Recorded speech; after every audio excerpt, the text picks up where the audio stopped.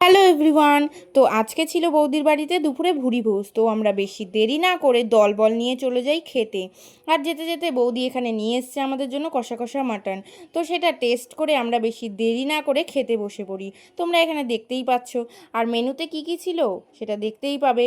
লেবু, ভাত, ডাল, পাঁপড় ভাজা, চচ্চড়ি, মাছ, মাটন, দই, মিষ্টি। তো এরপর ভুরিভোজ সেরে আমরা বাড়ি চলে আসি।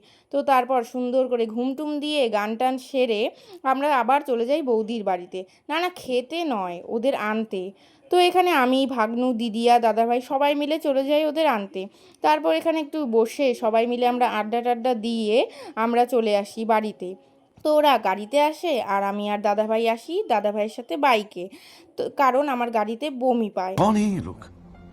তো তারপর এই বাড়িতে এসে আমরা সবাই আড্ডা দিতে বসে পড়ি। আর চা ছাড়া যেহেতু আড্ডাটা জমছিল না, তাই দাদা ভাই, দাদাই আর বৌদিকে চা করে দেই। আর গুল্লু পাপা আমার ভিডিও বানিয়ে দিচ্ছিল। ओके। তারপর এখানে ভাগ্নুকে দেখো, ওর মামার গেঞ্জি নিয়ে ওর মামারই গাড়ি মুছে দিচ্ছে। তো তারপর আমি ওখান থেকে বাড়ি চলে এসে ঘুমিয়ে পড়ি। বাই।